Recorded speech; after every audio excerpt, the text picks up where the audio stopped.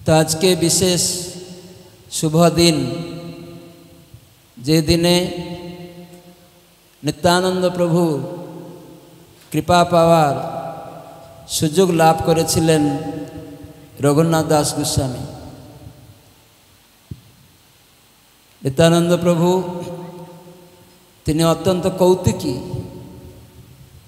दंडर छले तिनि रघुनाथ दास गोस्वामी के जड़ विषय बंधन मोह थेके तिनि मुक्त करिएछिलेन तार पादपद्म स्पर्शेर माध्यमे एवं श्री चैतन्य महाप्रभुर पादपद्मे ताके प्रदान करेछिलेन। जे रघुनाथ दास गोस्वामी आज के এই তিথিতে পানিহাটি গ্রাম उत्तर 24 परगना रयेछे सोदपुर सेखाने पानिहाटी रयेछे राघव भवन आछे महाप्रभुर प्रिय पार्षद राघव पंडित शास्त्रे बला हय जे राघव भवने नित्यानंद प्रभु सर्वदा थाकेन। नित्यानंद प्रभु 4टी स्थाने सर्वदा थाकेन राघव भवने श्रीवास अंगने नित्यानंद नर्तने महाप्रभु थाकेन। हाँ महाप्रभु सर्वदा थाकेन चैतन्य महाप्रभु ये 4टी स्थाने सचिर रंधने और नित्यानंद प्रभु महाप्रभुर निर्देशे तिनि এই বঙ্গভূমিতে हरिनाम संकीर्तन प्रचारेर उद्देश्ये নীলাচল থেকে महाप्रभु ताके आदेश करलेन तुमी जाओ आमी सन्यास निये एखाने रयेछि तुमिও যদি এখানে থাকবে তাহলে কি করে হবে। तो सेजন্য रघुनाथ नित्यानंद प्रभुर कृपा पावार जन्य बंगभूमिवासी तारा अत्यंत भाग्यवान केन महाप्रभु आदि गुरु स्वयं बलराम भगवानेर कृपा जे आदि गुरु द्वितीय देह भगवानेर हच्छेन बलराम। तो से बलराम এই कलिजुगे नित्यानंद रूपे एसेছেন। अच्छा नित्यानंद प्रभुर कृपा व्यतिरेके केउ गौरांगेर कृपा लाभ करते पारे ना एवं राधा कृष्णेर सेवा अधिकार युक्त होते पारे ना। तो सेजন্য निताय करुणा हबे ब्रजे राधा कृष्ण पावे।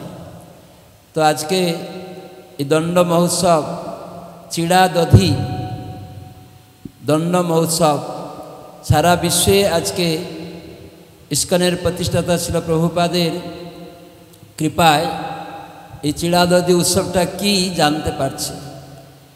तो गंगा धारे पानिहाटीते सेखाने नित्यानंद प्रभु रघुनाथ दास गोस्वामी के रघुनाथ दास एखान थेके এই গ্রাম থেকে তার এই বাড়ি থেকেই তিনি গিয়েছিলেন পানিহাটিতে नित्यानंद प्रभुर कृपा पावार जन्य। और सेखाने नित्यानंद प्रभु ताके कृपा करलेन और सेई कृपार फले नित्यानंद रघुनाथ दास तिनि महाप्रभुर चरणे निजेके समर्पण करे वृंदावने राधा कुंडे सेखाने अवस्थान करलेन एवं तिनि प्रयोजन तत्त्वेर आचार्य रूपे सर्वदा आमादेर कृष्ण प्रेम जे प्रयोजन से शिक्षा प्रदान करेছেন। विषय जड़ विषय থেকে मुक्त होते गेले आमादेर प्रयोजन गुरु कृपा विशेष करे आदि गुरु नित्यानंद प्रभु कृपा गुरु परंपरा माध्यमे चले आसছে। तो आज के रघुनाथ दास गोस्वामीर कृष्णपुरे ग्रामे इस्कन मंदिर হয়েছে। আপনারা সবাই জায়গা হয়েছে এখানে স্থানীয় ভক্তবৃন্দ আমাদের मनोरम गोपाल प्रभुर तत्वावधाने अनेक भक्त सम्मिलित भावे এই জায়গা संग्रह करे এখন इस्कन के दान करेছেন। तो এখন इस्कনের এখানে आउटपोस्ट হয়েছে इस्कन कृष्णपुर आउटपोस्ट। तो आज के इस्कन कृष्णपुर आउटपोस्ट समस्त भक्तबृंद तारा सम्मिलित भावे एखाने एवं इस्कन कृष्णपुर अनुमोदित नामहट्ट भक्तबृंद तारा सम्मिलित भावे एखाने आज के ये चिड़ादधि महोत्सव आयोजन करेছেন। तो आज के ये उत्सवे उपस्थित समस्त सज्जन भक्तमंडली मातृमंडली एवं समस्त सज्जन भक्तबृंद आपनादेर उपस्थितिर जन्य आमी सर्वप्रथमे इस्कनेर प्रधान कार्यालय श्री मायापुर चंद्रोदय मंदिर एवं इस्कन शाखा कार्यालय इस्कन कृष्णपुर सप्तग्राम पक्ष थेके सबाइके असंख्य असंख्य धन्यवाद ज्ञापन करछि। तो भगवत तत्व भगवत कथा बोलार प्रारंभे आमी आमार परमाराध्य गुरुदेव इस्कन प्रतिष्ठाता आचार्य कृष्ण कृपा श्रीमूर्ति शिल अभय चरणारविंद भक्तिवेदांत स्वामी शिल प्रभुपादेर अन्यतम कृपाधन्य इस्कनेर अन्यतम दीक्षा गुरु इस्कन नामहट्टेर विश्व प्रचारक मंत्री इस्कनेर अन्यतम गवर्निंग बॉडी कमिशनर जीबीसी ओम विष्णुपाद अष्टोत्तर शत श्री श्रीमद जय पताका स्वामी शिला गुरुदेवेर पादपद्मे दंडवत प्रणति निवेदन करे तार अहितुकी कृपा और आशीर्वाद प्रार्थना करछि। एवं आमार परमाराध्य परम गुरुदेव इस्कन प्रतिष्ठाता आचार्य कृष्ण कृपा श्रीमूर्ति शिला अभय चरणारविंद भक्तिवेदांत स्वामी प्रभुपादेर श्रीपादपद्मे दंडवत प्रणति निवेदन करे तार अहितुकी कृपा और आशीर्वाद प्रार्थना करछि। एवं उपस्थित समस्त सज्जन भक्तमंडली आपनादेर चरणे प्रणाम निवेदन करे आपनादेर अहितुकी आशीर्वाद प्रार्थना करछि। हरे कृष्ण। तो आमि चेष्टा करब बांगला भाषाते बोलार जन्य जेहेतु आमार मातृभाषा बांगला नय बांगला भाषाते कोनो भूल त्रुटि परिलक्षित हले निज गुणे मार्जना करब। हरे कृष्ण।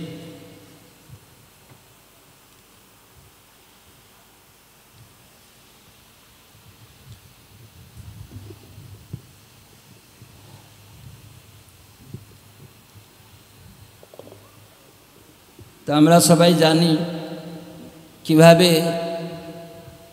रघुनाथ दास गोस्वामी तिनी चैतन्य महाप्रभुर प्रति आकृष्ट हलें तार चरणे निजे के समर्पण करार सुযোগ पेलें। এই গ্রামতে तार बास छिलो अत्यंत धनी परिवार 500 बछर पूर्वे যাদের 12 লক্ষ স্বর্ণ মুদ্রা যাদের ইনকাম ছিল আবার বলা হয় 8 লক্ষ মুদ্রাও আদায় হতো এরকম 20 লক্ষ মুদ্রা ছিল। তাহলে কত ধনী 500 বছর পূর্বে আপনারা বলুন স্বর্ণ মুদ্রা তখন একটা স্বর্ণ মুদ্রায় 5 मन चाल आदान प्रदान करे पावा जेत 5 मन चाल एक स्वर्ण मुद्राय तमने एत धनी छिलो तमने 12 लक्ष स्वर्ण मुद्रा तादेर आदाय हतो इनकाम हतो। तेरकम आरो 8 लक्ष किछु आदाय हतो एरकम 20 लक्ष मुद्रार कथा बला हयेछे। तो एरकम जे धनी घरेर छेले तार এই धन सम्पदेर प्रति आसक्ति बिंदुमात्र छिलो ना। यदिও रघुनाथ दास गोस्वामी तिनी हच्छेन सिद्ध नित्यमुक्त तार कोनो साधक हওয়ার कोनो प्रयोजन नहीं किन्तु आमादेर के शिक्षा देওয়ার জন্য তিনি साधक देहे अनेक आचरण करे शिखालेन किभाबे विषयेर प्रति मुक्त हवा जाबे।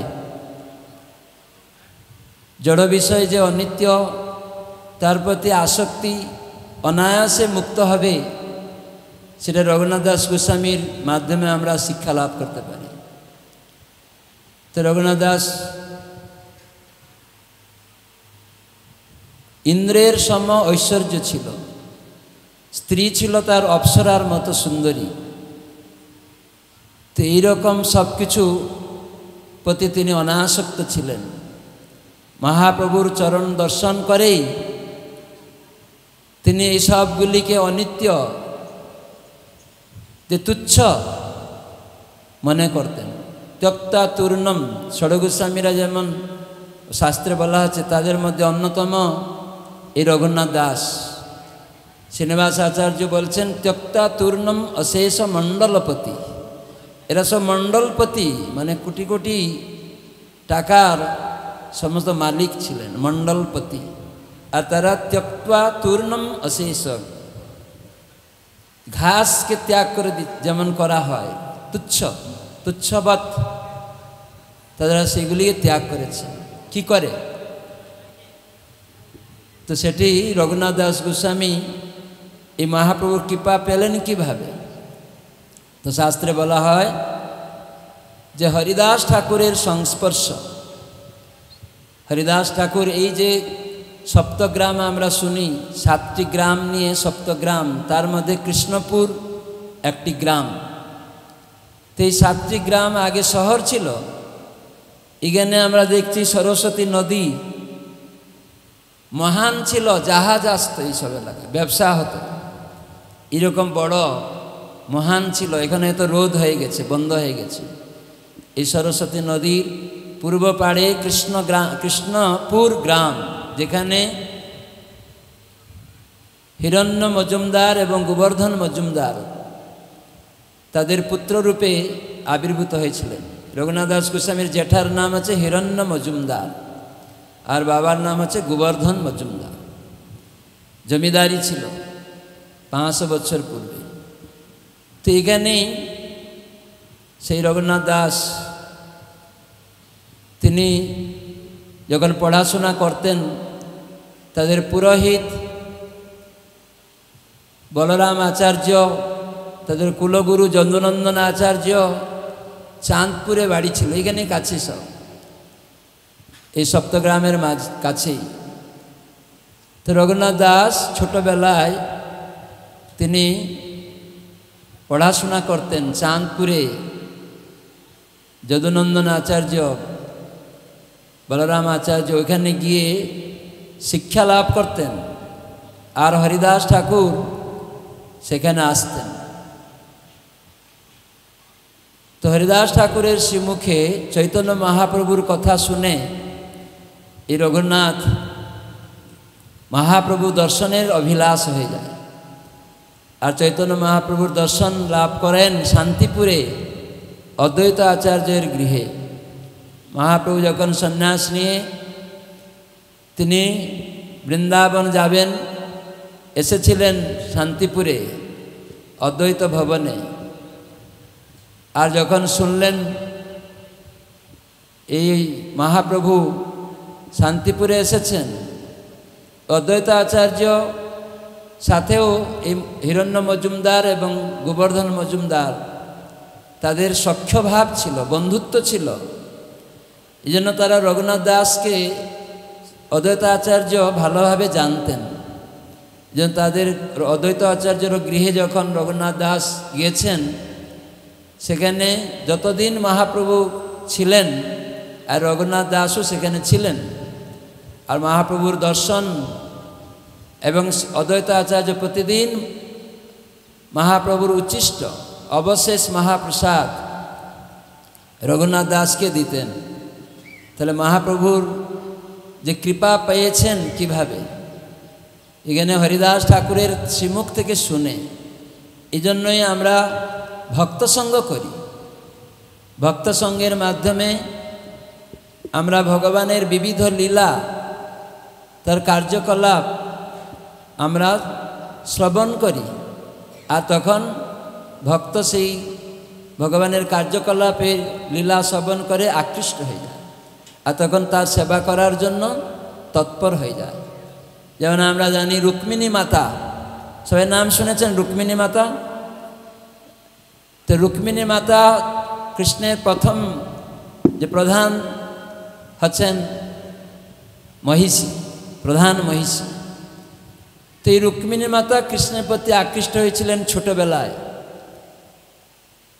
তিনি তো বিদর্ভের রাজকন্যা ছিলেন, কিন্তু পূর্বকালে রাজাদের গৃহে মুনি ঋষিরা আসতেন আর সেখানে ভগবত কথা আলোচনা করতেন।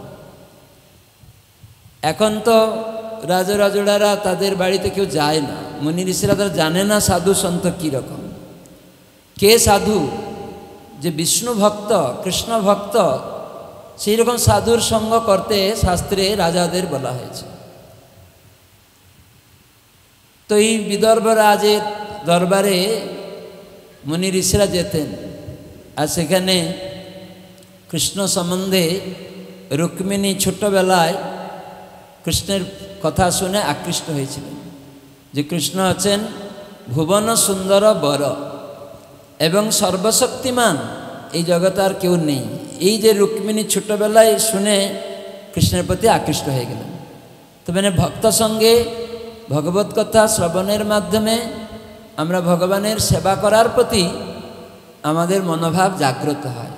এই জন্যই ভক্ত সঙ্গে আমাদের কেবল মনোনিবেশ করতে হবে ভগবানের কথা শ্রবণের প্রতি এবং সেটাকে গ্রহণ করতে হবে শ্রদ্ধয়া। শ্রদ্ধা মানে বিশ্বাসের সাথে। যদি আমরা গ্রহণ করি গৃহন্ত্বা সচেষ্টিতম, যদি আমরা সেটা বিশ্বাস করে গ্রহণ করে নেই তাহলে ন কালেন না অতি দীর্ঘেন, বহু দীর্ঘকাল সময় লাগে না ভগবান বিশতে হৃদয়, সে তখন ভগবানকে বুঝতে পারে এবং তার সেবা করার প্রতি তৎপর হয়। শত বাধা গঞ্জনা লাঞ্ছনা বিপদ আসবে, তবুও এগুলি সে তাকে আটকাতে পারবে না।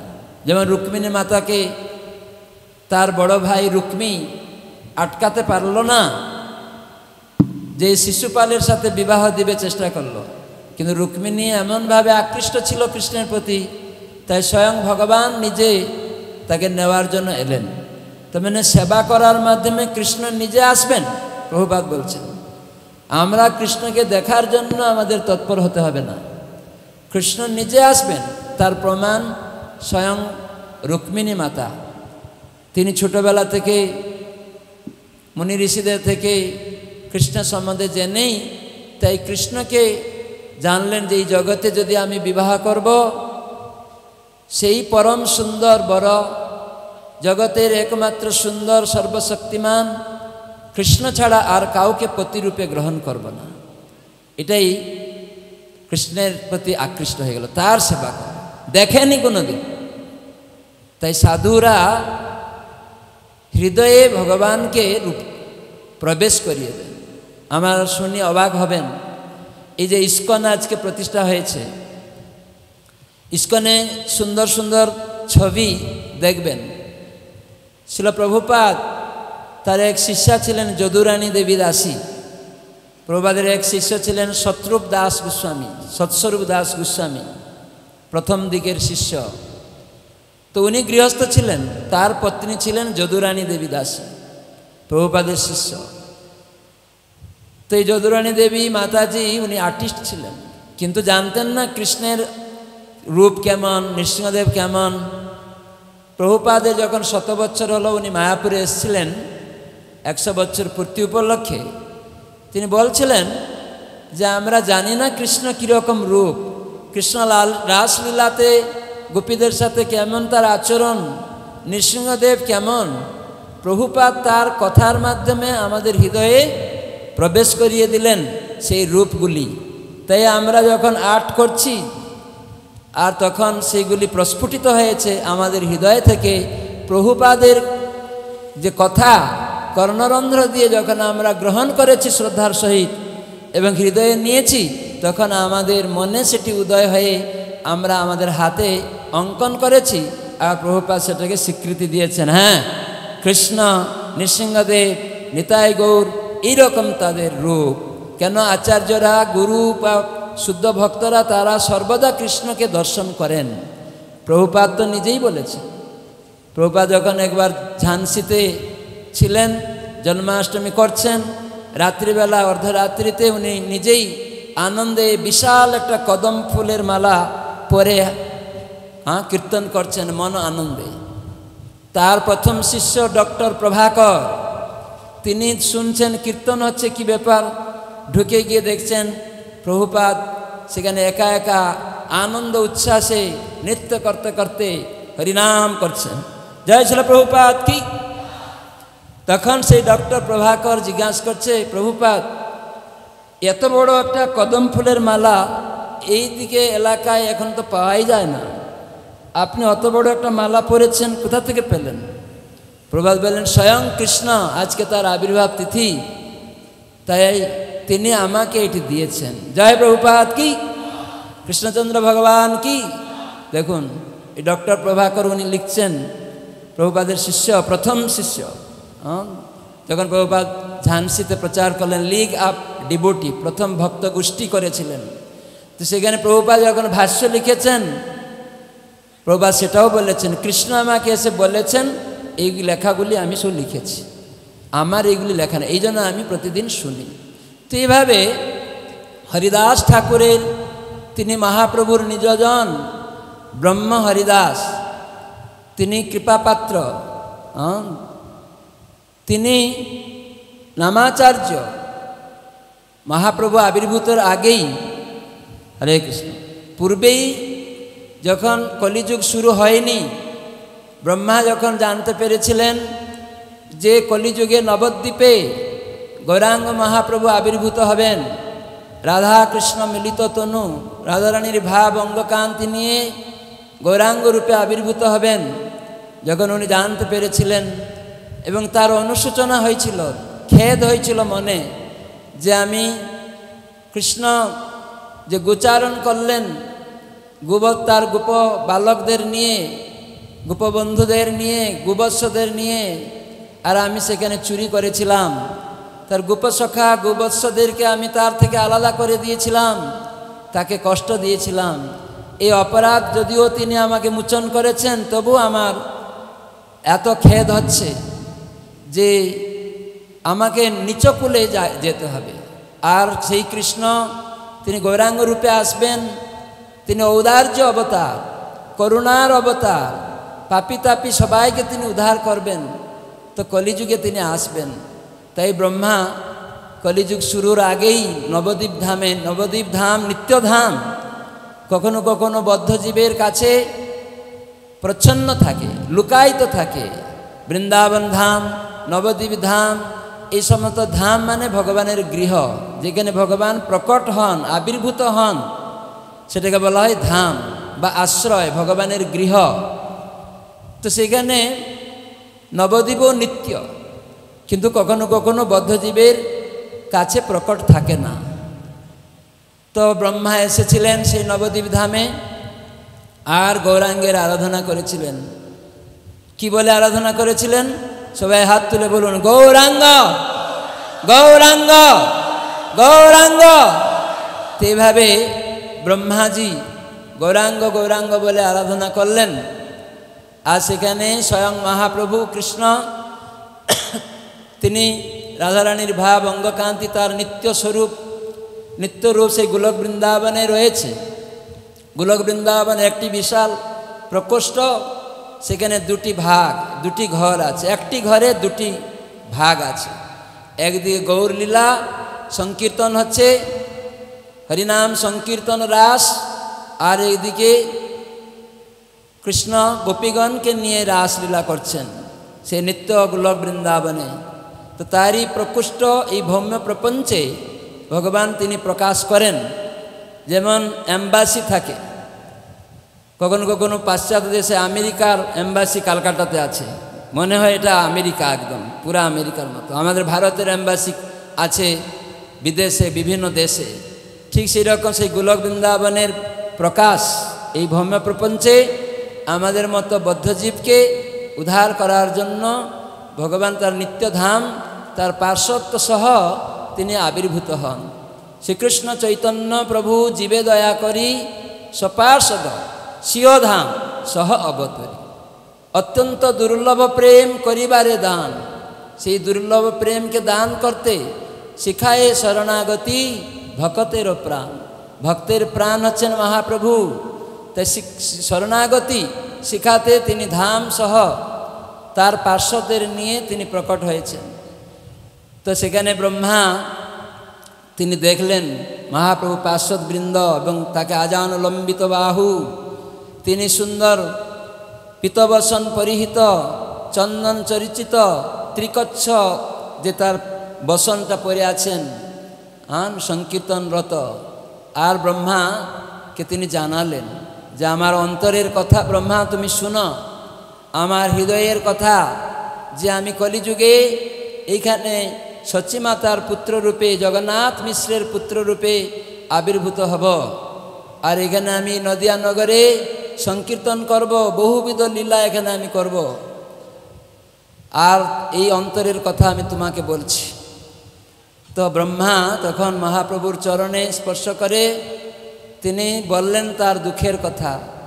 প্রভু, আপনি দ্বাপর যুগে লীলা করেছেন, আর আমি সেখানে আপনাকে আপনার বন্ধু থেকে, আপনার প্রিয় গোপসখা গোবৎসদের থেকে আমি আপনাকে আলাদা করে দিয়েছিলাম, মস্ত বড় ভুল করেছিলাম, অপরাধ করেছিলাম, সেটা আমার খেদ আছে। তুমি গৌরাঙ্গ রূপে এই কলিযুগে, সামনে কলিযুগে আবির্ভূত হবে, তো দয়া করে আমাকে একটা নিচকুলে সেই সময় আমাকে জন্ম দাও। তখন মহাপ্রভু বললেন যে তুমি যবন গৃহে আবির্ভূত হবে, তোমার নাম হবে হরিদাস, 3 লক্ষ নাম তুমি জপ করবে, আর জগতে তুমি নামাচার্য রূপে ঘোষিত হবে। তাহলে মহাপ্রভু কলিযুগের পূর্বেই হরিদাস ঠাকুর ব্রহ্মাকে তার নামকরণ করে হরিনামের আচার্য করে তাকে দিয়ে চলে গেছেন। তো এরকম সেই হরিদাস ঠাকুর তিনি এই সপ্তগ্রাম, এখানে চাঁদপুরে তিনি আসতেন। এই সপ্তগ্রামে এই কৃষ্ণপুর ইত্যাদি তাদের লীলাভূমি, সেখানে পদার্পণ করেছেন হরিদাস ঠাকুর, যিনি নামাচার্য, আর যার শিক্ষায় আমরা আজ এই হরিনাম করছি। এই হরে কৃষ্ণ মহামন্ত্র হরিদাস ঠাকুর, এই রঘুনাথ দাস গোস্বামীর তার বস্তুবাড়ি, যেখানে তাদের ছিল কিছু আলোচনা চক্র মিটিং হতো, সেখানে রঘুনাথ দাস গোস্বামী একবার এসেছিলেন, যদুনন্দন আচার্য সাথেই এসেছিলেন। আর সেখানে হরিনামের মহিমাও শুনতে চেয়েছিলেন সবাই। হিরণ্য মজুমদার, গোবর্ধন মজুমদার, রঘুনাথের বাপ জেঠা, তাদের সেই সভার মধ্যেই সেখানে হরিদাস ঠাকুর কাছ থেকে জানতে চেয়েছিলেন ভগবানের নাম মাহাত্ম্য। তার মানে হরিদাস ঠাকুর এইসব এলাকা তিনি পরিভ্রমণ করেছেন। এটা পবিত্র স্থান। স্বয়ং নিত্যানন্দ প্রভু এখানে এসেছেন। আমরা জানি এখানে রয়েছে উদাহরণ দত্ত ঠাকুর, বণিক পরিবারে জন্ম হয়েছিলেন, যেখানে আদিসপ্তগ্রাম রয়েছে, সেখানে এখান থেকে 1.5-2 কিলোমিটার দূরে যেখানে নিত্যানন্দ প্রভু এসেছেন। তো এই নিত্যানন্দ প্রভুকে মহাপ্রভু পাঠিয়ে দিয়েছিলেন, যাও বঙ্গভূমিতে প্রেমের বন্যা বিস্তার করো। তাই রঘুনাথ দাস হরিদাস ঠাকুরের কৃপা পেলেন, মহাপ্রভুর কথা শুনে আকৃষ্ট হলেন, আর শান্তিপুরে গিয়ে মহাপ্রভুর দর্শন পেলেন। আর দর্শন পেয়ে আরও তার আবেগ, যে মনোভাব মহাপ্রভুর সেবার প্রতি, তার সঙ্গের প্রতি বেড়ে গেল। আর বাড়িতে ফিরে এসে তিনি আর কিছুতেই থাকতে পারতেন না, সর্বদা গৌরাঙ্গের দর্শনের অভিলাষী হয়ে বারবার এই বাড়ি থেকে তিনি পালিয়ে যেতেন। তো রঘুনাথ দাসের বাপ জেঠা চিন্তিত হয়ে যেতেন যে আমাদের একমাত্র সন্তান এত সুন্দর রূপবান, আর সেই রকম যদি চৈতন্যের প্রেমে বাতুল হয়ে পালিয়ে যায়, তাহলে আমরা জীবনযাপন কিভাবে করব। তাই অনেক 10-12 জন পাহারাদার, বাংলা পাহারাদার বলে, পাহারাদার রেখে দিয়েছে, যে যারা তাকে দেখাশোনা করবে যেন সে আর পালিয়ে না যায়। কিন্তু বহুবার চলে গেছে আর তাকে ধরে নিয়ে এসছে। আবার কখনো মহাপ্রভুর কাছে গেছেন, কান্না করছেন, মহাপ্রভুকে বলেছেন যে আপনি আমাকে কৃপা করুন। কিন্তু মহাপ্রভু বললেন, দেখো রঘুনাথ, যে তুমি কৃষ্ণের কৃপা অচিরাত লাভ করতে পারবে। অচিরাত কৃষ্ণের কৃপা মানে কি? কৃষ্ণের কৃপার মূর্ত বিগ্রহ হচ্ছে কে? গুরু। আদি গুরু হচ্ছেন বলরাম। তো মানে কৃষ্ণের মূর্ত বিগ্রহ বলরাম। তো সেই বলরাম আদি গুরু, তিনি এই কলিযুগে নিতাই রূপে এসেছেন। জয় নিত্যানন্দ প্রভু কি। তো সেই নিতাই তার মানে মহাপ্রভু জানতেন যে অচিরেই কৃষ্ণ কৃপা তোমার প্রতি হবে, আর তুমি অবশ্যই আমার সঙ্গ লাভ করতে পারবে। এটি মহাপ্রভু বলে তাকে বিভিন্ন শিক্ষা দিলেন। বলেন মর্কট বৈরাগ্য লোক দেখানো করতে যেও না।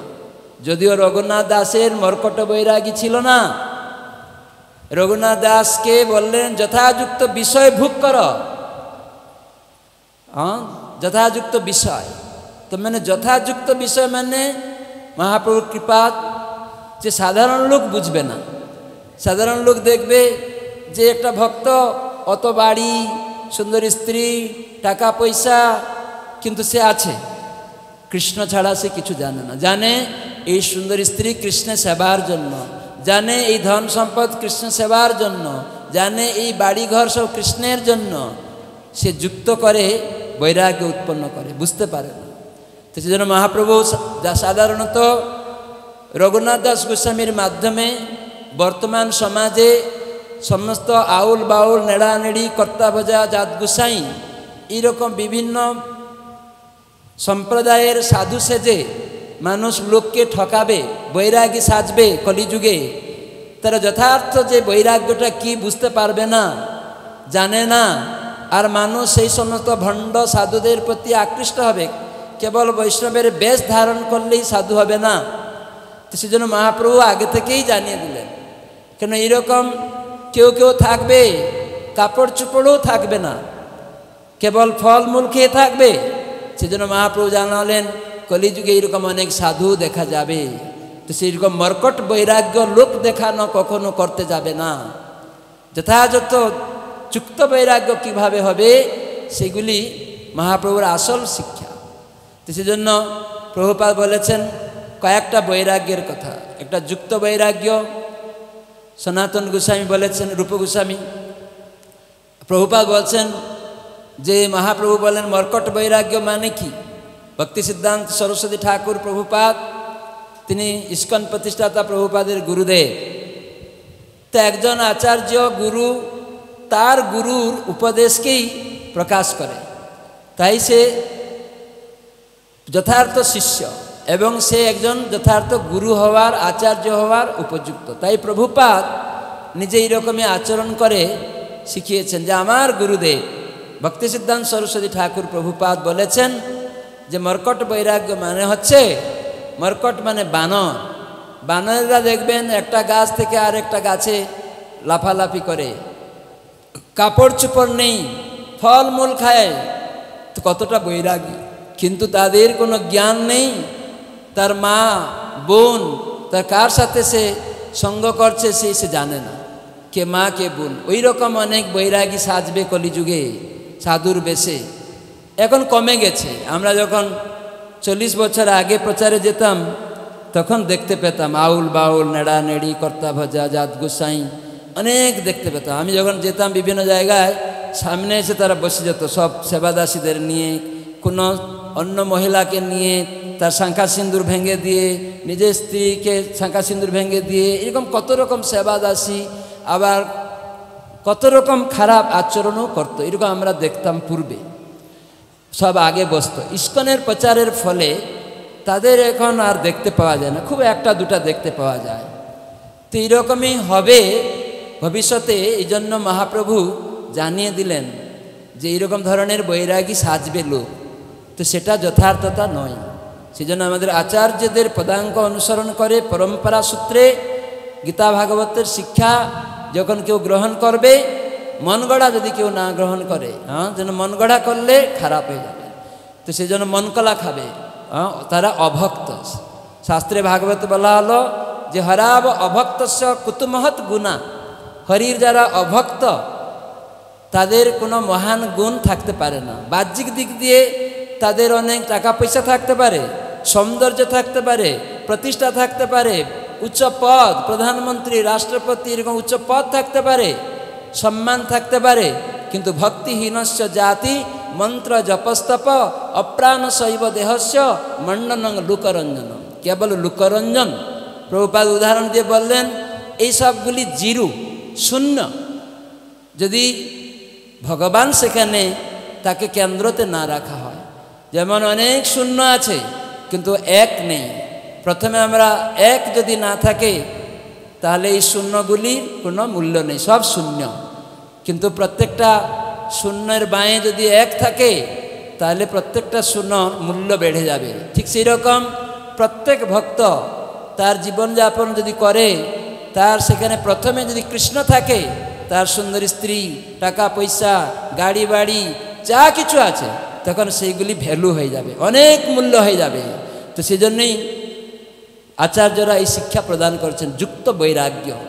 সেই জন্য মহাপ্রভু পাঠিয়ে দিলেন, তোমার বাপ জেঠাকে একটু দেখাও গিয়ে, যে না না তুমি কিভাবে বিষয়ে প্রায় মানে হয়ে আছো, যে না তুমি খুব বড় বিষয়ী, খুব কাজকর্ম করছো, অনেক কিছু আসক্ত হয়ে আছো, উপরে উপরে দেখাও গিয়ে।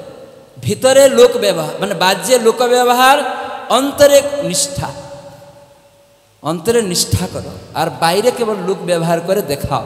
তোমার বাপ যেটা যেহেতু বুঝতে পারে না না আমাদের ছেলে এখন খুব বাড়ির প্রতি, টাকা পয়সার প্রতি, ঘরের প্রতি আসক্ত হয়ে গেছে, আর মহাপ্রভুর প্রতি আসক্তি নেই, এটা তুমি দেখাও, আর ভিতরে ভিতরে আমার প্রতি তুমি আসক্ত হয়ে থাকো। আর একদিন কৃষ্ণ কৃপা বলে তুমি আমার সঙ্গ অবশ্যই লাভ করতে পারবে, কৃষ্ণ কৃপা পেতে পারবে।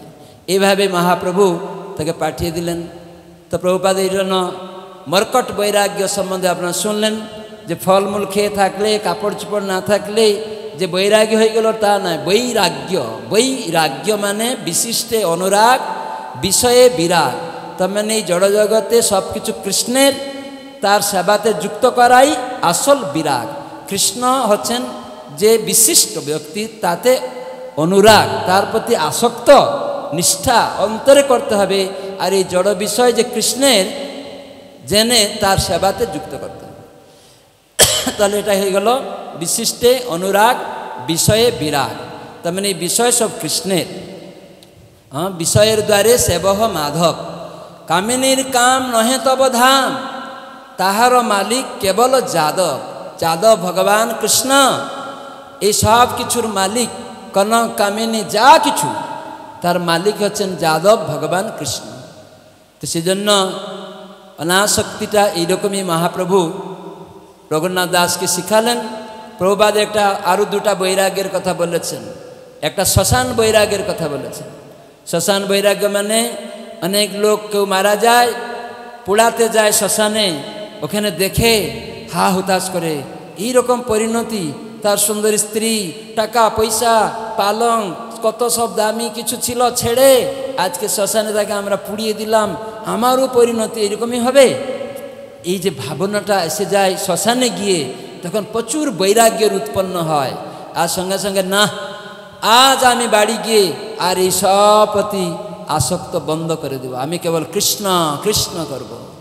যেই বাড়িতে ফিরে আসে আবার সেই জড় বিষয়, আমার, তুমি আমার জিনিস নিয়েছ, শুট করে দিবে। এরকম করে জড় জগতে মানুষ ভুলে যায়। তো সেজন্য শ্মশান বৈরাগ্য তাকে বলে। প্রসব বৈরাগ্য প্রভুপাদ একটা ঢুকিয়েছেন, প্রসব বৈরাগ্য। মেয়েরা তারা প্রসব যন্ত্রণা সহ্য করতে পারে না, কিন্তু ইন্দ্রিয় সুখ করতে ছাড়ে না। কিন্তু যখন প্রসব যন্ত্রণা চিন্তা করে, তখন না আর কখনো বাচ্চা নিব না, এই যন্ত্রণা। কিন্তু যেই বাচ্চা হয়ে গেল, তারপরে আবার সেই করতে শুরু করলো, সন্তান চায়। সন্তান নেওয়াটা ভুল না, সন্তান নেওয়াটা ভুল নয়, কিন্তু ইন্দ্রিয় সুখ করছে মানুষ। 100 সন্তান নিতে পারে, কিন্তু সেখানে সে ইন্দ্রিয় সুখ করার জন্য নয়। প্রভুপাদ বলেছেন আচার্য সন্তান। আমাদের গুরুদেব বারবার বলেন যে আচার্য সন্তান 101 জন উৎপন্ন করতে পারে। সে কৃষ্ণ ভক্ত সন্তান এইরকম উৎপন্ন করতে পারে, যে কি মনে করা উচিত না বুড়ো হয়ে গেলে আমাকে দেখবে, এরকম না। কৃষ্ণ সব কিছুর মালিক, তার থেকে সব আসছে, এই জিনিস শিখাতে হবে। তো এই রঘুনাথ দাস তিনি মহাপ্রভুর শেষে আবার দ্বিতীয় দেখার পরে মহাপ্রভু তাকে আবার পাঠিয়ে দিলেন। যখন দ্বিতীয়বার দেখা করতে গিয়েছিলেন বাপ জেঠা থেকে বলে গিয়েছিলেন, আর বাপ জেঠা অনেক কি বলে পাহারাদার দিয়ে পাঠিয়ে, সেবক দিয়ে পাঠিয়েছিল যাতে সেখানে থেকে না যায়, নিয়ে চলে আসে। তো সেই দিন মহাপ্রভুর কৃপা এরকম ছিল যে অবশ্যই তোমায় একদিন কৃষ্ণের কৃপা হবে, তুমি অচিরাত সমস্ত বন্ধন থেকে তুমি মুক্ত হয়ে আমার কাছে চলে আসতে পারবে, কোনো চিন্তা নেই। তো সেখানে মহাপ্রভু পাঠিয়ে দিলেন। আর এখানে এসে রঘুনাথের মন মহাপ্রভুর দিকে পড়ে আছে, তবু বাবা যেটাকে জানতে দিচ্ছে না। কিন্তু যখন শুনলেন সুদপুর পানিহাটি উত্তর 24 পরগনায় গঙ্গার কূলে যেখানে রাঘব পণ্ডিতের বাড়ি আছে, যে রাঘব পণ্ডিতের বাড়িতে চৈতন্য মহাপ্রভু নিত্য থাকেন, সব সময় থাকেন, যে বাড়িতে রন্ধন স্বয়ং রাধারানী করেন, এই রকম বাড়ি হচ্ছে রাঘব পণ্ডিতের বাড়ি, মহাপ্রভুর প্রিয় পার্ষদ। যে রাঘব পণ্ডিতের বোন দময়ন্তী দেবী এমন সুন্দর প্রসাদ রন্ধন করতেন, যেসব প্রসাদ 1 বছর থাকত, কেউ রাখতে পারেন এরকম, তার রন্ধন 1 বছর থাকত। দময়ন্তী দেবী, তার মানে ওইখানে রাধারানীর স্পর্শ রয়েছে ওই বাড়িতে। দময়ন্তী দেবীর যে রান্নাতে রাধারানীর স্পর্শ রয়েছে, এই জন্য মহাপ্রভু স্বয়ং রাধাকৃষ্ণ মিলিত তনু কৃষ্ণ সেখানে রয়েছে নীলাচলে। আর যখন নীলাচলে বঙ্গভূমি থেকে শিবানন্দ সেনের তত্ত্বাবধানে ভক্তবৃন্দরা যেতেন, তখন সব ভক্তরা বাড়ি থেকে সব কিছু নিয়ে যেতেন আর মহাপ্রভুর সেবা করতেন, প্রত্যেক দিন বৈষ্ণব সেবা। আর রাঘব পণ্ডিত তিনি একটা ঝাঁটি নিয়ে যেতেন, তার বোন যেসব তৈরি করে দিয়েছে যাতে মহাপ্রভু 1 বছর আস্বাদন করবেন। এরকম চৈতন্য চরিতামৃতে আপনারা অন্তলীলায় এসব পাবেন, পড়বেন, সব কিছু কি পদগুলি সব তৈরি করতেন। তো এই রাঘব পণ্ডিতের ভবনে সেখানে গঙ্গার ধারে নিত্যানন্দ প্রভু মহাপ্রভুর নির্দেশে এই বঙ্গভূমিতে প্রচার করে তিনি উদ্ধার করছেন বণিক পরিবার, এই সব আদি সপ্তগ্রামে সব বণিক পরিবার, উদাহরণ দত্ত ঠাকুরের সমস্ত পরিবার, কালকাটা ইত্যাদি, তাদেরকে সব উদ্ধার করলেন, প্রেম দিলেন, হরিনাম সংকীর্তন দান করলেন। আর পানিহাটিতে এক সময় আজকে তিথিতে গঙ্গার কূলে সেখানে উৎসব করছিলেন, হরিনাম সংকীর্তন, হরে কৃষ্ণ কৃষ্ণ কৃষ্ণ হরে হরে, হরে রাম রাম রাম হরে হরে। সবাই বলুন উচ্চৈঃস্বরে,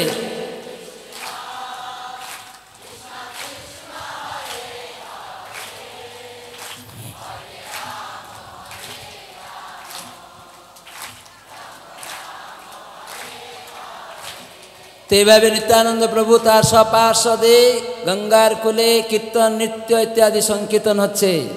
আর রঘুনাথ দাস জানতে পারলেন যে নিত্যানন্দ প্রভু তিনি উৎসব করছেন, সংকীর্তন করছেন পানিহাটিতে। তখন বাপ জেঠাকে বললেন, বাবা তো নিত্যানন্দ প্রভু গঙ্গার ধারে উৎসব করছেন সংকীর্তন, তো আমি একটু দর্শন করতে যাব, ওনার কৃপা পেতে যাব।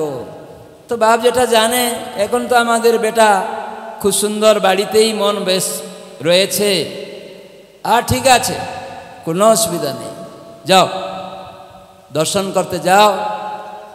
আর কিন্তু পাহারাদাররা কিন্তু সঙ্গে সবসময় আছে, ভয় আছে যে ছেলে চলে যাবে যদি, সেজন্য তাকে পাহারা দিয়েই পাঠিয়ে দিয়েছে, কয়েকজনকে দিয়ে পাঠিয়ে দিয়েছে।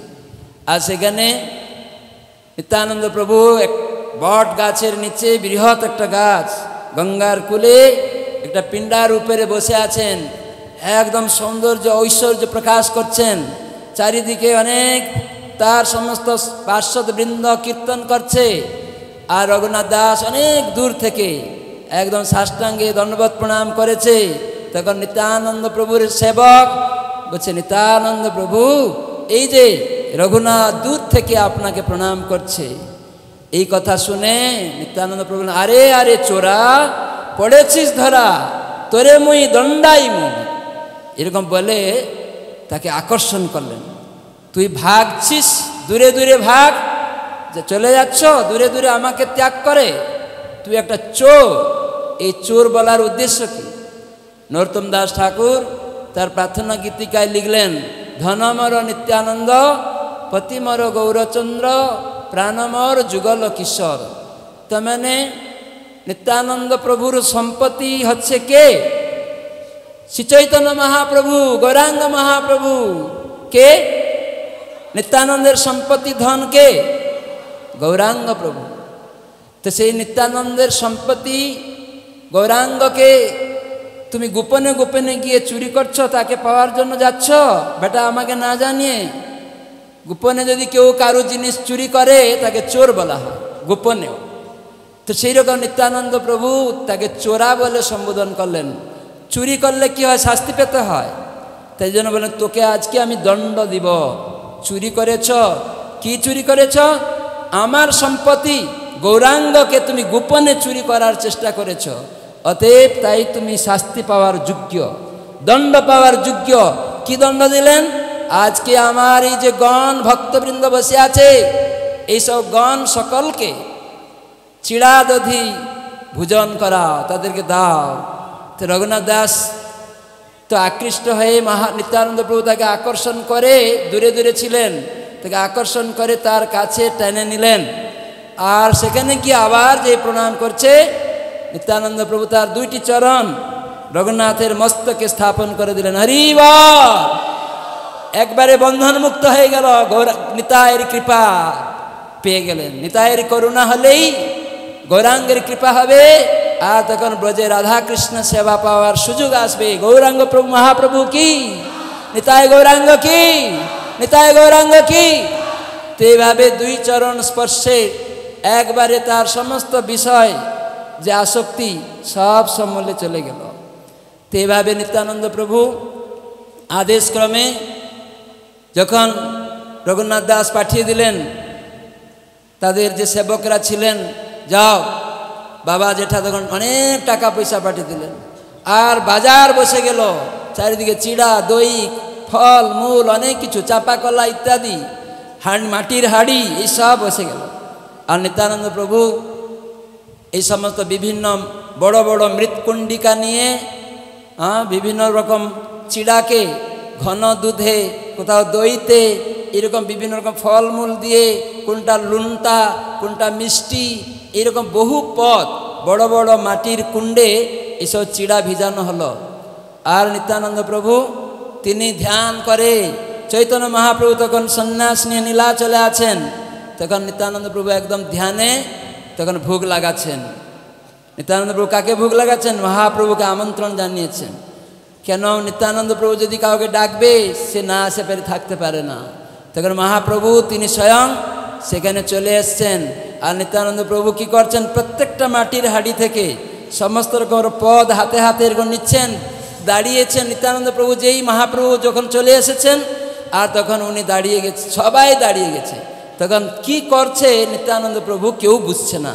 কয়েকজন ভক্ত কেবল দেখতে পাচ্ছে নিত্যানন্দ প্রভু কি করছেন। নিত্যানন্দ প্রভু প্রত্যেকটা হাড়ির মাটির কুণ্ডি থেকে প্রসাদ মানে চিড়া বিভিন্ন পদগুলি নিয়ে হাতে এরকম দিচ্ছেন, এরকম করে দিচ্ছেন। তখন ভাবছে কি এটা রঙ্গ চলছে, এরকম অদ্ভুত কার্যকলাপ। আর সেটি ছিল মহাপ্রভুকে সব পদ থেকে সমর্পণ করছিলেন নিত্যানন্দ প্রভু। হরি বল!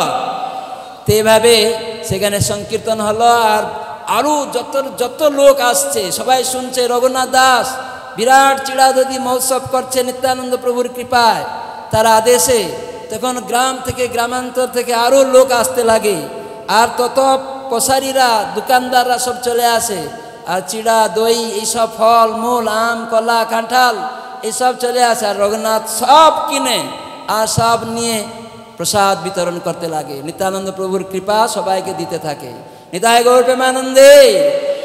তে হচ্ছে চিড়া দধি দণ্ড মহোৎসব। সংক্ষিপ্তভাবে বললাম, এখন ভোগ লাগবে, তারপরে প্রসাদ হবে। কেন অনেক ভক্ত আসছেন, দেরি হবে। আমি সংক্ষিপ্তভাবে এই চিড়া দধির সম্বন্ধে যে দ্বন্দ্ব কেন পেয়েছিলেন আপনারা সবাই শুনলেন, যে রঘুনাথ দাস গোস্বামী যে তিনি ডাইরেক্ট চলে যাচ্ছিলেন, সেজন্য আমাদের কখনো উচিত না যে গুরু কৃপা ব্যতিরেকে কৃষ্ণ কৃপা আমরা লাভ করতে কখনো পারি না। তো সেজন্য গুরু কৃষ্ণের কৃপায় সদ্গুরু পাওয়া যায়, আর সদ্গুরু কৃপায় কৃষ্ণকে পাওয়া যায়। এই জন্য দেখা গেল কৃষ্ণ স্বয়ং মহাপ্রভু তাই রঘুনাথ দাসকে কৃপা করলেন যে যাও, তুমি অবশ্যই অচিরাত কৃষ্ণ কৃপা পাবে। তো কৃষ্ণের কৃপাটা কি? যত সম্মত ভগবানের করুণা আছে জমাট বেঁধে গুরুরূপ পরিগ্রহ করে, সেটা হচ্ছে গুরু বৈষ্ণব। আমরা জানি ব্রহ্মা বুঝতে পারছিলেন না কৃষ্ণকে, তখন উনি জানলেন যে জ্ঞানের দ্বারা ভগবানকে বোঝা যাবে না, সেজন্য তিনি লিখলেন জ্ঞান প্রয়াসম ইদম উপাস্য নমন্থ এব জীবন্তি সন্মুখ রীতাম ভবদীয় বার্তাম স্থানে স্থিতা স্মৃতিগতাং তনুবাং মনোভীর্যে প্রায়শ জিত অজিত ত্রৈলোক্যাম। এই ত্রিলোকের মধ্যে ভগবান হচ্ছেন অজিত পুরুষ, কিন্তু ভগবান সেই ভক্তের কাছে পরাজিত হয়ে যান যিনি কায় মনোবাক্যে ভগবানের সেবাতে নিযুক্ত রয়েছেন। ভগবান তার কাছে বন্ধন ধরা দেন। তো সেজন্য আমাদের দরকার যে ভক্তের কাছ থেকে কৃপা লাভ করতে হবে। সেজন্য ওখানে বলেছেন সন্মুখরিত ভবদীয় বার্তাম, তোমার কথা তোমার ভক্ত থেকে যদি শোনা যায় তাহলে তোমাকে বোঝা যাবে, না হলে কখনো তোমাকে বোঝা যাবে না জ্ঞানের দ্বারা। অনেক লোক কৃষ্ণকে বুঝতে পারে না। তো সেজন্য রঘুনাথ দাস কিভাবে নিত্যানন্দ প্রভুর কৃপা, আদি গুরু তার কৃপা পেয়ে মহাপ্রভুর কৃপা পেলেন, এবং বাড়িতে ফিরে গিয়ে তিনি গিয়ে আর ঘরের ভিতরে শুইলেন না, বাইরেই শুইলেন। আর সেখানে পাহারাদাররা তো রয়েছে, কিন্তু সেই দিন যদুনন্দন আচার্য চলে এসছেন। আরে আমাদের পূজকরা সেবকরা সব কোথায় চলে গেছে, তুমি একটু দয়া করে দেখো না, খুঁজে আনো না। ওই চলে গেল একটা কৃপা, মহাপ্রভুর কিভাবে করুণা, তার বন্ধন থেকে নিতাইয়ের কৃপা পেয়ে গেছে, তো এখন অটোমেটিক সব সংগঠিত হয়ে যাচ্ছে। তখন তিনি পাহারাদাররা ভাবছে ও তো যদুনন্দন আচার্য, তো উনি তো নিয়ে যাচ্ছেন, তো ওনার পুনঃ আমাদের ভয় নেই। কিন্তু সঙ্গে সঙ্গে যদুনন্দন আচার্যকে বলেন ঠিক আছে আমি দেখছি, আপনি ফিরে যান। ওই যে 1 মাসের পথ একবারে 12 দিনে কোথায় পুরীতে গিয়ে পৌঁছে গেলেন। খাওয়া দাওয়া বন্ধ, কেবল রাস্তায় একটু করে দুধ পান করেছেন কয়েকটা জায়গায়, কিন্তু কোনো ঘুম নেই। যে রঘুনাথ দাস পালঙ্কির মধ্যে যাতায়াত করতেন, যেখানে তার সুন্দর সুন্দর সব সেবক সেবিকারা ছিল, আর সেই রঘুনাথ 12 দিনে হেঁটে হেঁটে তার মানে কত দ্রুত দৌড়াচ্ছে, কার জন্য? মহাপ্রভুকে পাওয়ার জন্য দৌড়াচ্ছেন একদম। তার মানে 1 মাসের পথ 12 দিনে ছুটে চলে গেল। আর সেখানে গিয়ে মহাপ্রভুর চরণ প্রান্তে আশ্রয় নিলেন, আর মহাপ্রভু তাকে স্বরূপ দামোদর গোস্বামীকে অর্পণ করে দিলেন, স্বরূপের রঘু। তো পরবর্তীকালে সেই রঘুনাথ দাস তিনি বৃন্দাবনে এসে রাধা কুণ্ডে সেবা করলেন। তো আমাদের তিনি হচ্ছেন প্রয়োজন তত্ত্বের আচার্য। 3 জন আচার্য রয়েছেন। মহাপ্রভু যে শিক্ষাতে এসেছিলেন সম্বন্ধ অবিধেয় প্রয়োজন, তো সেই সম্বন্ধ তত্ত্বের আচার্য হচ্ছেন সনাতন গোস্বামী। আর অবিধেয় তত্ত্ব, সম্বন্ধ মানে কৃষ্ণ সাথে আমাদের সম্পর্ক নিত্য, তিনি আমাদের প্রভু, আমরা তার দাস। এই জ্ঞান, সম্বন্ধ জ্ঞান সব কিছু কৃষ্ণে, এই শিক্ষা তত্ত্ব সম্বন্ধ তত্ত্ব আচার্য তিনি হচ্ছেন সনাতন গোস্বামী। আর তিনি সম্বন্ধ তত্ত্বের বিগ্রহ সেই রাধা মদন মোহন প্রতিষ্ঠা করলেন সেবা। তো কেননা মদন মোহন কামদেবকেও আকর্ষণ করেছিলেন স্বয়ং ভগবান। এই জড়জগতে কাম আমাদেরকে সর্বদা বিমোহিত করে। কামদেব একজন দেবতা। তো যদি আমরা ভগবান মদন মোহনের কৃষ্ণের চরণে আকৃষ্ট থাকি, তাহলে এই জড়জগতে যে কাম দেবতা বারবার জন্ম মৃত্যু চক্রে আমাদের কামের দ্বারা আসক্ত করে, আমাদের ইন্দ্রিয়কে চঞ্চল করে, এই জগতে আমাদেরকে ঘোরাচ্ছে, সেখান থেকে আমরা মুক্ত হতে পারি। সেই জন্য আমরা হরিনাম সম্বন্ধ জানিয়া ভজিতে ভজিতে, সেই জন্য সম্বন্ধ জেনে আমরা প্রথমে ভগবানের নাম করি। রাধা মদন মোহন তিনি হচ্ছেন সম্বন্ধ তত্ত্বের বিগ্রহ, তাহলে আমরা মুক্ত হতে পারব। সম্বন্ধ জানলে কর্তব্য জানা যায়, তো সেই কর্তব্য হচ্ছে সেবা, অভিধেয়। তার আচার্য হচ্ছেন রূপ গোস্বামী, তিনি রাধা গোপীনাথ প্রতিষ্ঠা করলেন, সেবা সম্পাদন করালেন। তাই সেই সম্বন্ধ অভিধেয় কর্তব্য মানে ভক্তি, কৃষ্ণ ভক্তি সেবা, তাই সব ইন্দ্রিয় দিয়ে কৃষ্ণ সেবা আমরা কিভাবে করব সেই সব শিক্ষা আচার্য আচরণ করে শিখালেন রূপ গোস্বামী। আর প্রয়োজন সম্বন্ধ জেনে কর্তব্য জানলাম, কর্তব্য করার মাধ্যমে আমার প্রয়োজন বস্তু সিদ্ধি লাভ হবে কিভাবে, তো সেই প্রয়োজন তত্ত্বের আচার্য হচ্ছেন শ্রীল রঘুনাথ দাস গোস্বামী। আর তিনি রাধা গোপীনাথের সেবা প্রতিষ্ঠা করলেন, সেবা দিলেন। তো সেই জন্য রাধা গোপীনাথ হচ্ছেন প্রয়োজন তত্ত্বের বিগ্রহ, আর আচার্য হচ্ছেন রঘুনাথ দাস গোস্বামী। জয় রঘুনাথ দাস গোস্বামী কি। সেই জন্য আমাদের সম্বন্ধ দীক্ষার মাধ্যমে স্থাপিত হয়। কৃষ্ণ ভক্ত সেবক আমরা, অন্য কিছু না, সব কিছু কৃষ্ণের, এই জ্ঞান গুরুদেব প্রদান করেন।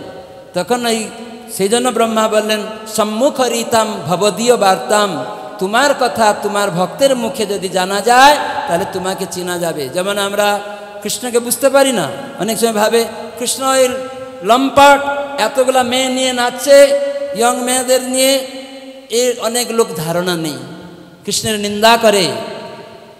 পাশ্চাত্য দেশে এরকমই করছিল প্রচার করতে গিয়ে প্রভুপাদ। কিন্তু আমরা দেখছি, আমি একটা সুন্দর উদাহরণ দিই গুরু মহারাজের কৃপায়, প্রভুপাদের কৃপায়। যখন এরকম বলে কেউ তখন আমি উদাহরণ দিই। আচ্ছা, এই গ্রামে কোনো এক ধনী লোক, মর্যাদাবান লোক, তার এক সুন্দরী মেয়ে পড়াশোনা করতে গিয়ে ভালো রেজাল্ট করেনি, বাবা টাকা পয়সা খরচ করেছে। একদিন বাবা তাকে রেজাল্ট কমের জন্য তাকে একটু প্রহার করেছে, গালি দিয়েছে। তখন সেই মেয়েটি রেগে সন্ধ্যাবেলা দৌড়ে পালাচ্ছে, আর তার বাবা তার পিছনে দৌড়াচ্ছে। ইয়ং মেয়ে, বয়স হয়েছে, পড়াশোনা করে, দৌড়াচ্ছে। তখন বাবা পিছনেও দৌড়াচ্ছে, দৌড়াতে তাকে ধরেছে। আর দেখছে একটা লোক মোটরসাইকেল করে আসছিল, তখন দেখছে এই মেয়েটাকে একটা লোক ধরে টেনে নিয়ে যাচ্ছে। তখন ওর লোক সবাইকে বলছে এই পুলিশকে ডাকো, এই লোকটি খারাপ, একটা ইয়ং মেয়ের হাত ধরে টানাটানি করছে। এরকম হাল্লা শুরু করে দিল। আবার একটা লোক আসছে দূর থেকে মোটরসাইকেল করে, তখনও দেখছে নিয়ে যাচ্ছে টেনে টেনে, ও যেতে চায় না। আর তখন সেই লোকটি জিজ্ঞাসা করছে আচ্ছা এই মানুষটা কে, এই মেয়েটা কে? তখন গ্রামের লোকেরা বললো আমাদেরই গ্রামে, ওই তো বাড়িটা, ধনী ঘরের লোক, তার মেয়েটা পরীক্ষায় ফেল করেছে, তাই বাবা বকেছিল, প্রহার করেছিল, পালিয়ে যাচ্ছিল, আর তাকে ধরে নিয়ে যাচ্ছে, মেয়ে আসতে চায় না। ও তাই নাকি? তখন চলে গেল। একজন হাল্লা করছে আর একজন বুঝে। এই জন্য কার থেকে জানতে হবে? যখন সেই গ্রামবাসী তাকে চিনে, তাই কৃষ্ণকে কে চিনে? ভক্তরা চিনে। সেই জন্য জগতে ভক্ত সঙ্গে আমাদের ভগবত তত্ত্ব নির্ণয় করতে হবে, যার তার থেকে নয়। যে কেউ সাধু হয়ে গেলে, সাধু বেশ ধারণ করলে সাধু হবে না। পরম্পরা সূত্রে আচার্যদের থেকে, যারা আচরণ করে কৃষ্ণকে দান করেন, তাদের থেকে শিখতে হবে। সেই জন্য এই পরম্পরা সূত্রে এই ষড় গোস্বামীর শিক্ষা, তার মধ্যে অন্যতম রঘুনাথ দাস। আজকে তিনি সেই কৃপা বিষয় জড়বন্ধন থেকে মুক্ত হয়েছিলেন। এই তিথিতে নিত্যানন্দ প্রভুর কৃপা পেয়েছিলেন। তাই আমরা সেই নিত্যানন্দ প্রভুর কৃপা কি করে পাব? নিত্যায় করুণা কি করে হবে? ভক্তিবিনোদ ঠাকুর লিখলেন নদিয়া গুদ্রুমে নিত্যানন্দ মহাজন, পাতি আছে নাম হট্ট জীবের কারণ। যে নদিয়া গুদ্রুমে নিত্যানন্দ প্রভু নাম হট্ট প্রচার করেছেন জীবকে মুক্ত করার জন্য, তাহলে সেই নাম হট্ট প্রচারে যদি আমরা অংশগ্রহণ করি, সেই নাম হট্ট প্রচার করি, তাহলে আমরা নিতাইয়ের করুণা লাভ করতে পারবো। নিতাই গৌর প্রেমানন্দে।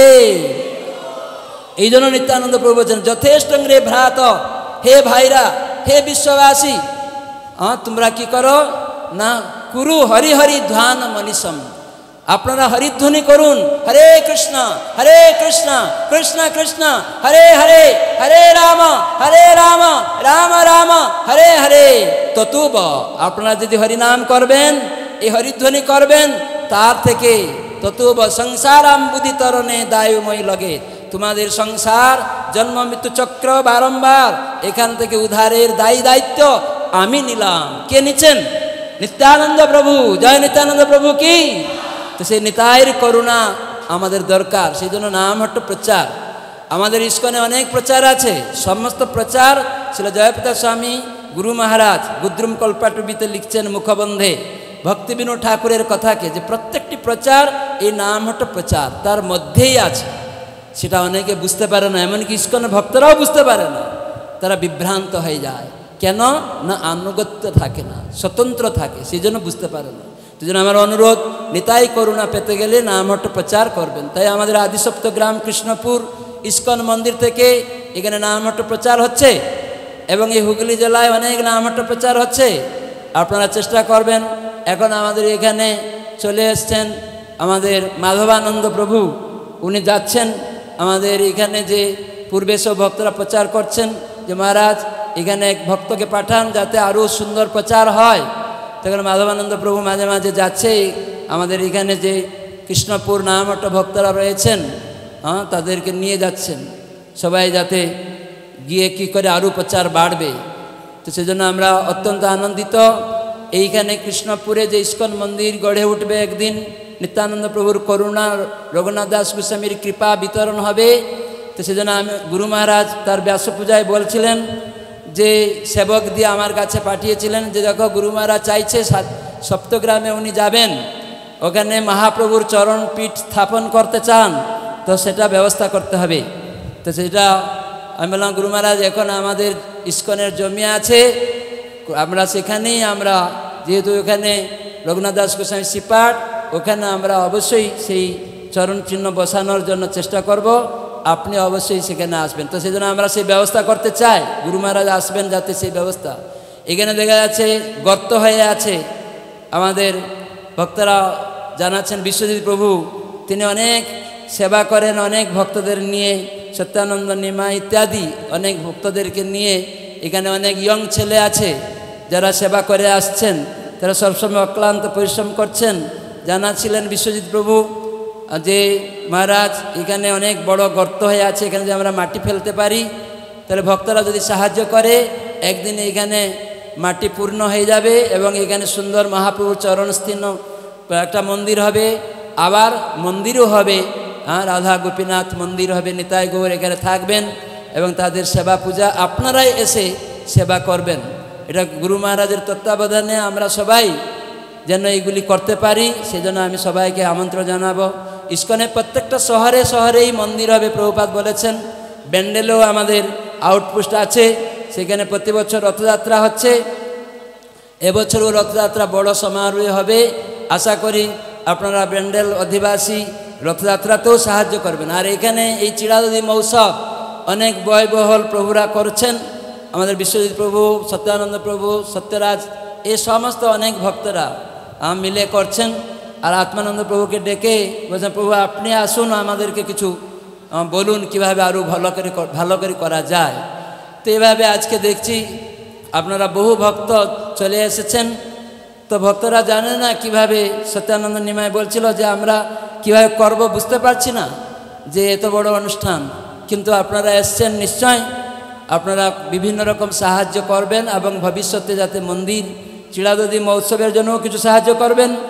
আর ভবিষ্যতে এখানে গুরু মহারাজের ইচ্ছা পূর্ণ হয়, রঘুনাথ দাস গোস্বামীর শিক্ষা আদর্শ সারা বিশ্বে মানুষ জানতে পারে, এখানে আসতে পারে, তার জন্য এখানে মন্দির, এখানে যাতে ভক্তরা থাকে সেই সমস্ত ব্যবস্থা হয়, আপনারাই চেষ্টা করবেন। তার সঙ্গে সঙ্গে আমাদের সিঙ্গুর শহরেও প্রভুপাদের ইচ্ছা, বিভিন্ন শহরে, তারকেশ্বর শহর সেখানেও রথ হচ্ছে এবং বিভিন্ন এলাকা ভিত্তিক হবে, কিন্তু আপনাদের সুযোগ নিয়ে বিভিন্ন জায়গায় সেবা করতে আমাদের সবাইকে সাদর আমন্ত্রণ আমরা করছি এই সেবায় অংশগ্রহণ করতে। হরে কৃষ্ণ কৃষ্ণ কৃষ্ণ হরে হরে, হরে রাম রাম রাম হরে হরে।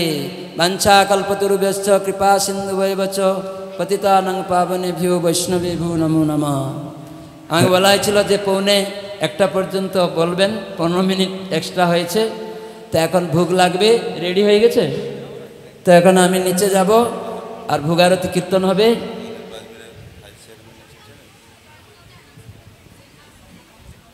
ঠিক আছে। তো এখানে অনেক ভক্তবৃন্দ এবং আমাদের অনেক শুভাকাঙ্ক্ষী ইস্কনের বিভিন্ন ভক্তরা এসছেন। আমরা ইস্কন মায়াপুর প্রধান কার্যালয় এবং ইস্কন শাখা কার্যালয় কৃষ্ণপুর পক্ষ থেকে সবাইকে আমরা অসংখ্য অসংখ্য ধন্যবাদ এবং সাদর আমন্ত্রণও জানাচ্ছি এখানে, এবং মায়াপুরে আসার জন্য আমন্ত্রণ করছি। হরে কৃষ্ণ। তো বিশিষ্টভাবে আমাদের ভাইস চেয়ারম্যান এখানে এসছেন, তো আমাদের মাতাজি কি নাম আপনার দীক্ষা নাম? মাতাজি দীক্ষা নাম কি? সুনির্মলা কলাবতী দেবী দাসী বিশ্বজিৎ পত্নীকে অনুরোধ করছি শিল্পী চ্যাটার্জি মাতাজিকে প্রভুপাদ এবং রাধা গোবিন্দের গোপীনাথের প্রসাদী মাল্য দিয়ে বরণ করেন। মাতাজি অনেক জপ করেন, কৃষ্ণের প্রতি খুব আকৃষ্ট রয়েছেন, তো এখানে আমাদের কাছে চলে এসছেন। যদিও তিনি বিভিন্ন সামাজিক সেবাও করেন, সঙ্গে সঙ্গে ভক্তিময়ী সেবাতেও যুক্ত রয়েছেন। তো এখানে অনেক এই যে উন্নয়ন হচ্ছে পশ্চিমবঙ্গ গভর্নমেন্ট থেকে, জেলা পরিষদ থেকে, না জেলা পরিষদ থেকে এখানে আমাদের সুন্দর রাস্তা হয়েছে মন্দিরের কাছে আসার জন্য। তো আমরা পশ্চিমবঙ্গ সরকারকে, জেলা পরিষদকে আমরা ইস্কন পক্ষ থেকে ধন্যবাদ জানাচ্ছি যে এইরকম সুন্দরভাবে এখানে বাথরুম ইত্যাদি তৈরি হচ্ছে, সরকার থেকে সাহায্য করছেন। তো আমাদের বিভিন্ন জায়গায় আমাদের মন্দির আছে, মিউনিসিপ্যালিটি থেকেও আমাদের বিভিন্ন বাউন্ডারি, বাথরুম, তারপরে বিভিন্ন রকম লাইট পোস্ট, এখানেও জল লাইন, এখানেও সেই রকম সুযোগ নিয়ে করিয়ে দিচ্ছেন। তো আমরা খুব আনন্দিত। আমরা প্রার্থনা করব রঘুনাথ দাস গোস্বামী, ষড়ু গোস্বামীর কাছে, রাধা গোপীনাথের কাছে তাদের অহেতুকী কৃপা আশীর্বাদ এই সমস্ত সেবক বৃন্দের উপরে বর্ষিত হোক, আপনাদের উপরে বর্ষিত হোক, সেটা আমাদের প্রার্থনা। হরি বল, হরি বল। বলো নিতাই গৌরাঙ্গ, নিতাই গৌরাঙ্গ, নিতাই গৌরাঙ্গ, নিতাই গৌরাঙ্গ। হরে কৃষ্ণ, হরে কৃষ্ণ, কৃষ্ণ কৃষ্ণ হরে হরে, হরে রাম, হরে রাম, রাম রাম হরে হরে। জয় প্রভুপাদ কি, रघुनाथ दास गोस्वामी दंड महोत्सव की, पानीहाटी चिड़ादोदी दंड महोत्सव की, जय गौर प्रेमानंदे। इस्कॉन कृष्णपुर सप्तग्राम की, जय गौर प्रेमानंदे। परम पूज्य भक्ति विलास गौरचंद्र स्वामी महाराज की, जगत गुरु शिल प्रभुपाद की असंख्य धन्यवाद महाराज के। खूब सुंदर रघुनाथ दास गोस्वामीर जीवनी बा जन्मस्थान सम्पर्के बा दंड महोत्सव सम्पर्के सुंदर भावे आमादेरके